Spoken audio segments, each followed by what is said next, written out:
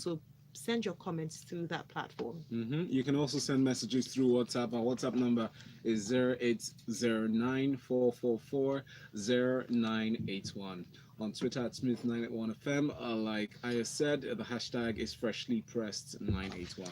All right, thanks. Now let's go straight into our first story.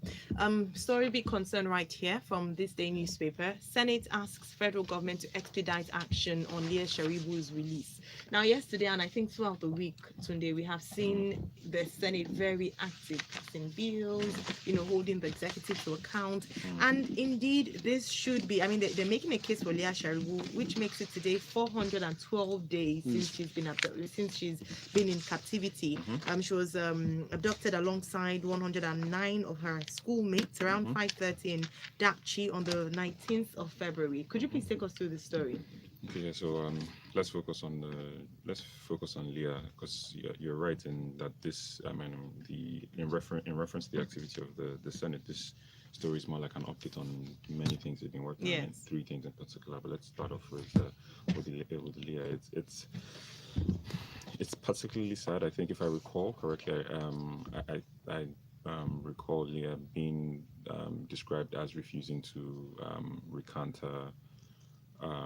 Or renounce, sorry, the word is renounce her faith. I believe she's Christian. She refused to renounce her faith, and therefore the theory is that she was held, she was held behind, and the others agreed is why they were released. I hope the worst hasn't, if that is true, I hope the worst hasn't, come to her. It's 48 hours, the immediate aftermath of an abduction or or a crime and incident. 48 hours. Preceding 48 hours are the most critical times, and the longer it takes, the bleaker and the harder it is actually to trace people. The motion also they use the word point of order. I'll come to that later. Also made mention of the Chibok girls and the amount of time that has gone by in 5 years. And it really is heart wrenching. There's nothing that gives us any more confidence, right? So this is a plea to the federal government to please re-engage, not give up, bottom line. Re-engage with through negotiation with I was going to come to that. Now, Senator Shehu Sani from Kaduna Central, this is sickle to his point of order, and he had mentioned that it happened in Pakistan, it happened in Afghanistan when young people have been abducted, and they dialogued with the terrorists. Do you think this is something, because there are arguments for and against, should we don't dialogue with terrorists, that's the stance of the US, but should we take that position in Nigeria, knowing that we have the lives of young people at stake? The truth is, there's nowhere in the world, there's no government in the world, there's no responsible government in the world that doesn't negotiate to try to get its people and its citizens free. Even the Americans. Question is if you do it directly or you do it through mediators and principles, and or you get your allies and other partners to put pressure on these people directly. So you're not the one doing it, right? And then the claim of or else you create it as an industry in a sense, which is unfortunately part of how it's the way it's become here in Nigeria. But yes, efforts need to continue. At least they got some girls back. They should continue. But it's unfortunate to say conventional wisdom, like I mentioned, makes it very difficult, not just for her, but all the Chibok girls. So all we're left with are individual miracles, really, to see if any of these people are still alive or are not at large. I mean, recently I was driving by the installation at Falama roundabout, and I saw the names of the girls. Anytime I go by there and I read the names, it makes it personal. It's heart wrenching, to be honest. It's a prayer, really, that she is brought back and comes back. Yes. Thank you very much, Tunde. Thanks a lot. We'll move on to our next story, and I'll come to you, Waji, for this one. Traffic law offences. Lagos State government impounds 13,750 vehicles owned by commissioners, lawmakers, others in 3 months. This is it's from a new technology being introduced to the state for traffic law offences. Can you please tell us what this new innovation is and what has happened? Well, it's technically speaking, when you especially now go through the story, it's meant to be a voluntary way that now ensure that your number plates were legally acquired through the issuing the office that issues license plates or whatever the case may be. And what they're now doing is finding out through the camera capture aspect that will now take. So that's why when you see Last Mile and all these other guys take pictures of your license plates, sometimes if you've seen that, what they're doing is that when they take that picture, they can now upload it to a particular software to now indicate and see whether indeed that particular license plate is authentic or not, if it's registered with FRSC. What's actually ironic is that you can actually go to their website, put in your license plate, and see if it belongs to you. I've tested this out quite a few times. I was very, very lucky when I saw that mine actually had my name on it. People should actually do that because this is the ways they're catching people. Because what happens is that if you commit a traffic offense, you get pulled over for whatever reason, and they do now, go through that particular system, and they see that the ownership of the vehicle and then the license plate registration is not having things that don't match. That's why you're having this level of impounding things. So it basically speaks to the larger question. I do applaud Lagos State for going through this. It's a very interesting way of ensuring that we have a lot more enforcement with people following the right procedures and everything else. So the big advice and the big message for everybody here is, especially for people who drive cars, is to go out and make sure the name matches. You register your things properly. You go through the proper channels. There are all sorts of offices and places you can go and do these things. It will take you a little bit of time, but at least you won't have to deal with the embarrassing situation of having your car impounded. Apart from embarrassing situation, Nwaji, something else we talked about earlier on the show, some weeks back, is the fact that the reason why they're carrying out this exercise is because Lagos State is looking to put speed cameras around the state. And ANPR cameras. Yes, I remember we asked the question, but how are they going to know? Because how many people's cars are registered to their names? Now we see how they... So exactly. So it's fantastic. So it has to happen before that happens. Yes. And people need to take these things seriously. I remember the first time when I first started driving, my very first ticket for speeding was $100. And I know what that did to me all those years ago. So my whole point is, when we now begin to have this level of enforcement in this part of the world, then we will now begin to take these laws very seriously. Exciting times for Lagos State. And just a quick reminder, the automatic number plate recognition cameras, that's what ANPR stands for. One of it is at the toll, the Lekki toll. It flashes all the time. Yes. Yeah. So when it now starts linking those things, and you get a nice email or you get a nice letter with a fine, you know where it's coming from. You know where it's coming from, and then you decide not to pay it, and then they now show up at your residence or your office, indicating that you are default on this particular payment. So the next time you're beating a red light, be how about you mindful. just obey the laws? Even at 2 a.m. It's not that serious. I honestly, fantastic. Thank you very much, Nwaji. Let's take one comment before we go on. This one is from Anthony. Anthony says, we always dialogue with terrorists. If not, how come they picked people one morning and returned them? Did they receive anointing suddenly? Big question. All right, okay, let's move on from this one. Tunde, we are still on election matters. It is how many weeks afterwards? But of course, this is expected. Supreme Court breaks previous electoral logjam, strikes out APC's appeal. Now, yesterday, the Supreme Court sealed the APC's hope of bouncing back to political reckoning in Rivers State, dismissing its 3 appeals which challenged the decision of the Federal High Court sitting in Port Harcourt, the state's capital, that nullified its primary elections for the 2019 general election. We know what happened with Mr. Tonya Cole and Mr. Abbey as well, with regards to will they field a candidate from the APC? Well, it seems the Supreme Court has now ruled. Could you take us through the story, please? Yeah, so, the Supreme Court, the story describes as sealing it because it's the Supreme Court. There's nowhere else to go after this, so the judgment is final. And it's a long story, so I just try to simplify it as I see it and as I understand. Anyway, it stems from the PDP's claim, or the claim, that the APC didn't conduct a proper primaries, right? And when you don't conduct proper primaries, you can't then therefore select candidates and put forward. And that's where this is from. So all the rest of this counter action and all that's just all that legal jargon that they do. But part of it, I wonder if this was struck out. Let me not go down that line. All sorts of technicalities here. I wonder whether the case was without merit or it was based on the technicalities because something not being filed. Does it mention something not being filed on time? Right. But I mean, the bottom of the crux of it is that the Supreme Court has determined that there's merit to the fact that primaries are not conducted properly, and therefore they cannot, field candidates, and that's the end of it. The PDP owns River State, bottom line, the way it is now. It's almost like when Lagos and the center were in opposing parties, and they just had to realize that, okay, Lagos was, you shall not pass, do what it is that you do elsewhere, but, Lagos is ours. So PDP is sitting firmly. PDP owns Rivers, State. and you should just know where your battles are, and in the end, stop. Just leave it. All right, well, PDP has hailed the judgment as we expected. The report highlights what their spokesperson, the National Publicity Secretary, Mr. Kola Ologbondiyan, said in response to this judgment, saying that it was fair and congratulating Nyesom Wike. All right, we'll go to our next story before because it ties, it links in with this, links in absolutely. So I'll come to you. I think it's Nwaji. I'm coming to you for this story. Yes, Wike to Amechi, let's work together. So they've ruled in his favor, and he's trying to, offer an olive tree. Let's work together and build rivers for Talca together. What do you have to say about this, Nwaji? This is absolutely brilliant.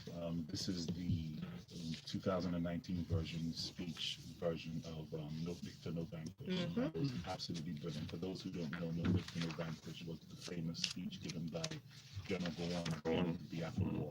That pretty much indicated that this is not about gloating, it's about coming together and everything else. And I love the platitudes around the flowery language and the lofty nature of it, because it now speaks to a coming of, that what has happened. This is not a situation of who won or who lost, or the situation of what's best for River State and how can we come together collectively, holding hands, kumbaya, working towards a better tomorrow. I mean, it's absolutely brilliant.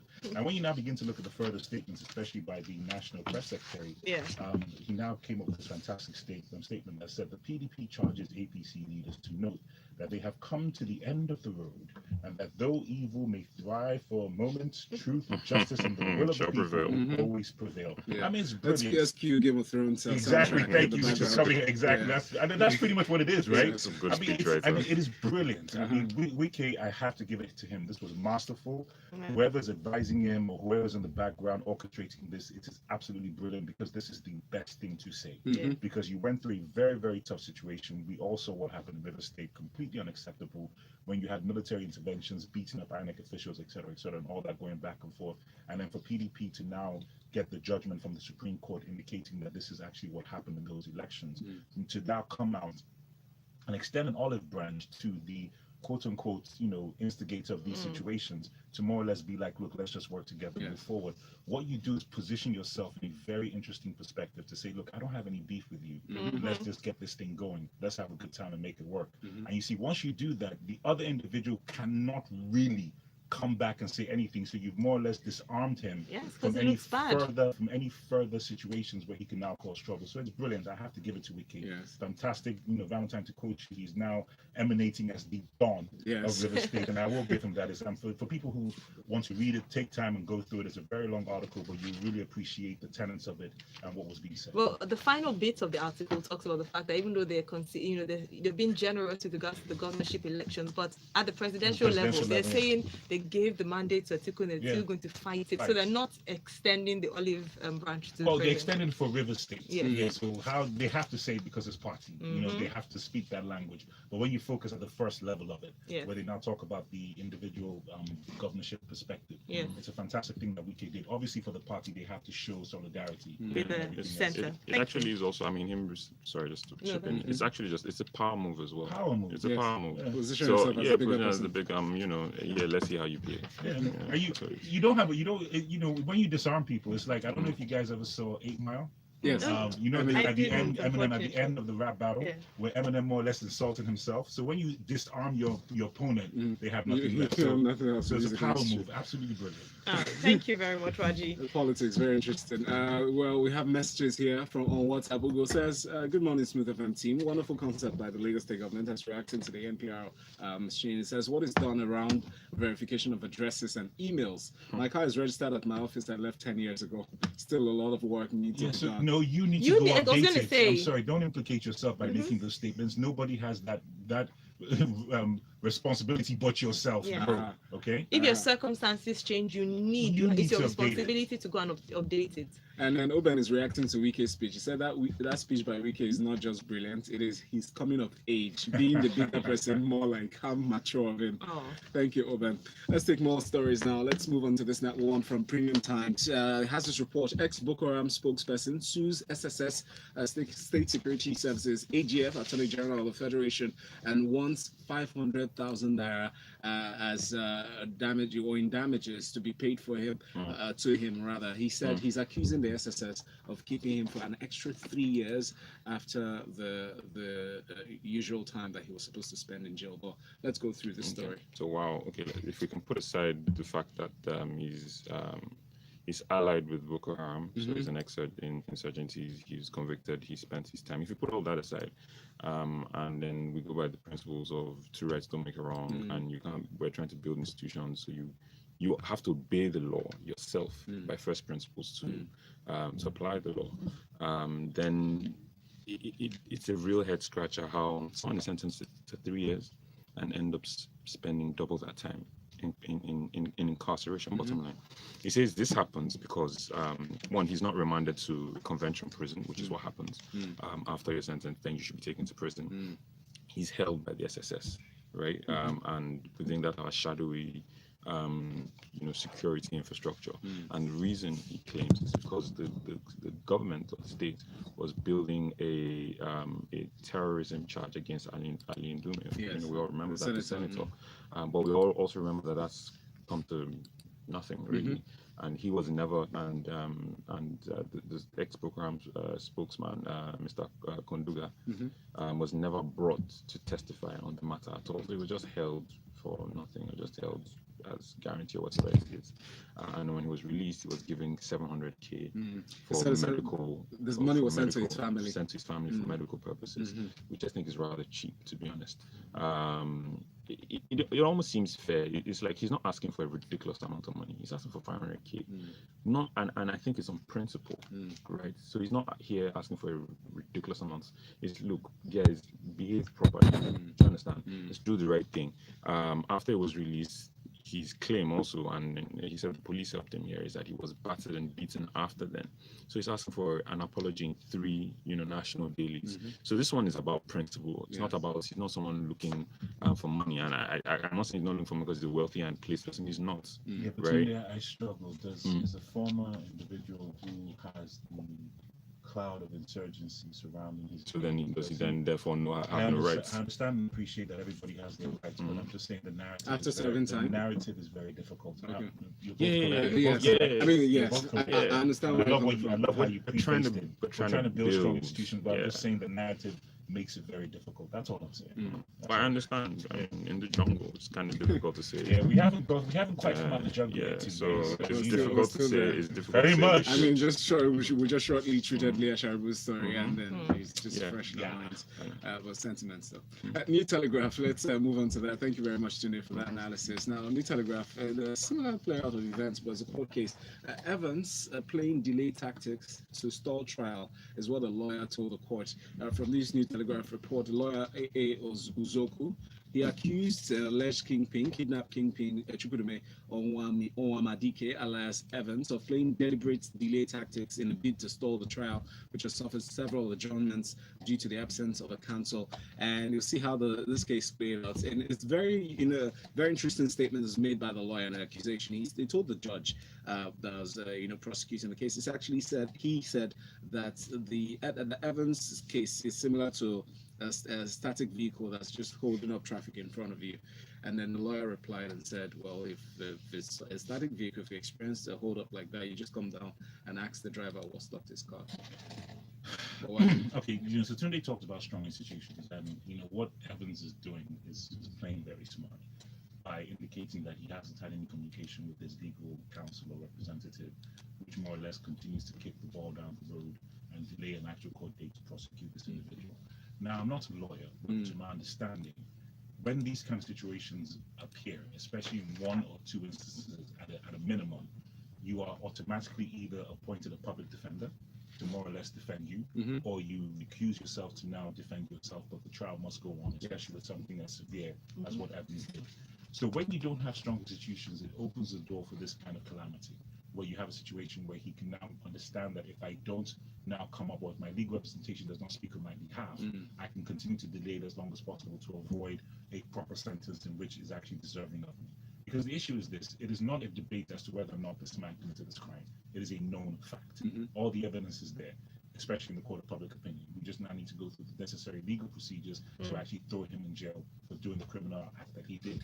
But when he now takes advantage of the lack of a strong institution like Tunde referenced, these are the kind of situations that happen.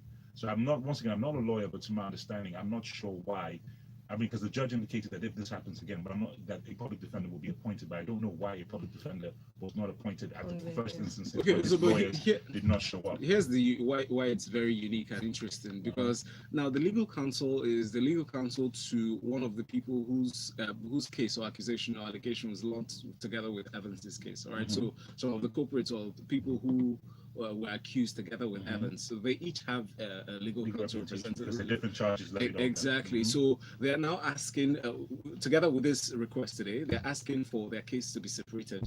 Okay. So they'll be individually treated as, That's fine, but it still doesn't take away from the fact that when Evans specifically was asked about his own legal representation, he said, I don't know. So my point is, even with that situation, when you now begin to separate it from a prosecution point of view, Valentine, you still should have public defenders be ready to stand in the event that you do not bring forth legal representation or you state forth the right that you would like to defend yourself. That's what a strong institution now does. It ensures that you allow the system to take control so you can move forward with this actual thing. You have the families of this individual. You have no idea the kind of psychological trauma that you now caused upon the family of the individual that was kidnapped. It's completely wrong. And then it now becomes a farce because people want to see justice. People need to move on with their lives. You have to appreciate that when things like this happen to individuals, part of their healing process is knowing that this individual that caused this kind of trauma on my family or on my person has actually gone through the necessary steps to be thrown in jail. It's part of the healing process. But knowing that this individual is still circulating around, all sorts of doubts come up, you now begin to wonder, is he going to come back? Will there be a reprisal attack? And you don't actually get any kind of rest.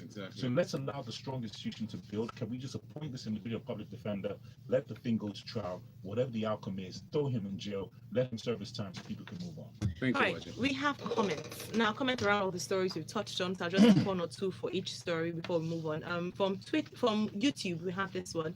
Babajide says, offering of olive branch, why is this just coming up? Where was this gesture before the elections when lives were lost?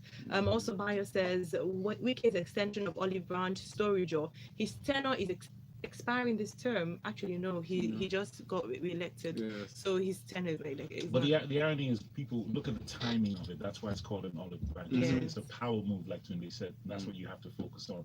So yes, you can worry about why didn't he do this before the elections, whatever the case may be, but it doesn't have the applicability of what we're trying to see with regards to impact. Right now, Papike says human rights and principle. Surely Tunde was playing devil's advocate, right? He lost his citizenship and rights immediately. He chose this path. No. One, I'm not playing devil's advocate. I'm saying that if we're building proper institutions, everyone should have the rule of That's law. why he said And he didn't right. And he didn't lose his citizenship, please. All right, final one. Sorry, because this question has come out a lot of times with regards to the number plate. So people are asking questions around this, and it's important. We'll talk about this in detail because obviously it's of concern to you. But we note your questions and we'll refer to it later. All right, thank you very much. Let's move on to this next one now from the Telegraph. Insecurity IGP, that's the Inspector General of Police, the Acting Inspector General of Police, Mr. Mohammed Adamu, has accused some command commissioners of inappropriate response to threats of crimes in their jurisdiction. He said that the current security realities in the country have made this trend intolerable, and is holding the commissioners of police that he summoned to Abuja to account. He's reminding them of their responsibility. He said that your professional competence is measured by your capacity to dissent the trends and patterns of crimes within your area of jurisdiction and to develop and modify crime management strategies and deploy human and material assets towards achieving a stable security order. A lot of English very, very clearly points to the primary role they should play, understanding their locale, setting, and you acting accordingly. So like you said, a lot. I mean, even goes to quote Albert Einstein. Really, a lot of English. I don't know if there's disputes as to whether that quote actually belongs to Albert Einstein, which is the one that says, doing the same thing over and over and expecting different results. Different results, yes. insanity. But so yeah, he talks a good talk, and he's right in. But these are the traditional principles of policing. Understand, get into the community, understand what's going on. He mentions, crime mapping and all of that.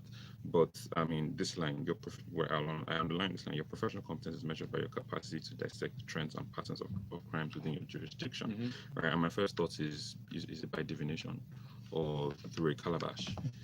The tools, they need to be up tooled, and come on, policing has evolved. Right. This is something we mentioned yesterday. Yeah, so story. Yesterday. I mean, there was talk of I think what comes to $30 million US dollars investments in police force, and it's inadequate. It's decades late, and it's inadequate even for now. But we need to start somewhere, right? We need to start somewhere. So we need to start upscaling the human resource tools and the techniques for policing in today's world. Is entirely different from what they've described, and it goes beyond just rededicating yourself to the force. A lot needs to happen. He talks on the likely causes. I mean, it's just another note to our elections probably being a menace, because he points out that there is a cycle where leading up to elections and just after elections there is a spike in violence, because thuggery is still a huge part of our electoral process. And right after elections, these guys become short-term unemployed and bored, and they've got they've been armed, and then therefore they unleash it on the populace. So that's another way our elections need to change. And then the constant socioeconomic factors that keep putting pressure on people to turn to the wrong side. So it's a good talk, but the police force needs to be upscaled. It's beyond even the commissioner of police. It's just the executive that just needs to prioritize it and realize that security is one of the key tenets that any government is meant to provide its people. That's right, Tunde. Thank you so very much. And Nwaji, I'll come to you for this one, this final story now from the Punch newspaper. NECO, that's National Examinations Council of Nigeria, or National Examinations Council. On Thursday, they said that they postponed the 2019 National Common Entrance Examination into Unity schools. They said the reason is because of low registration of candidates. Last year, the story was different, but what do you see as the factors that are affecting this year? Does it matter what the factors are? Why are students not interested now? Because they more or less privatized education in Nigeria. That's pretty much what is happening. You're now seeing a lot of schools have their own version of examinations for you to get into it. So depending on what you can afford and depending on your preference of where you want your child to go, you will point them towards that particular school. So every school has its own standard regarding what an admission test is. And it's real sad, because what the common entrance was meant to do, I remember when I took mine, not that long ago, but when I did take mine, it was because I was in Nigeria at the time when I took mine, and it was something that even though you were going to end up in a private institution or not, it was just something that prepared a child for that next level of education. That's what our lead common entrance was. There was a time where you could now go through a standardized form of testing at that 9, 10, 11-year-old stage of your life, so that you can now begin to prepare yourself for the next level of education. And by postponing it, you just further create these situations where we have more and more dependencies on private schools, and then you no longer have access of education for individuals at other school levels. So you now have a situation where people who can't necessarily afford to send their people to private schools are now finding ways that they have to do that. So when you now have these kind of situations, people are like, okay, well, why on earth am I going to take on entrance? Let me just go find a private school that I can afford. There are two angles. Okay, now you speak to the private school education thing. I feel like it highlights a major problem with our Unity schools. Public education as a whole. Back in the day, it used to be the best kind of education you'd ever get. No, it doesn't exist. The second one, it seems to point to the attention to raking in revenue for the government as against just conducting the examinations regardless of their turnout. They don't care. That's my point. So for them, it's just what we need to do to get more money. All right, thank you very much, Nwaji. Thank you, Tunde. We'll take one comment. But just with regards to the plate numbers, the website to check is www.lsmvaapvs.org. It came out a lot in your comments. You can check the status of your plate number and see if it's and verify it there. You said www. lsmvaapvs.org, or Google it, you'll find it there. All right, Lagos and the rest of the world. Thank you. Thank you so Special much. thanks to Analysts for stepping in this morning. Nwaji is at the corporate MC with a K on Twitter. It's not one word with a K. It's just corporate MC. Or just replace the C with a K. And special thanks to big host. That's Tunde Okufi. Thank you. All right, Lagos, we'll go on a break. When we come back in a few minutes, we'll be in the locker room with Tega for sports. Thank you very much. I checked my plate Right. number. It's not verified. It said invalid. Are you Sorry. serious?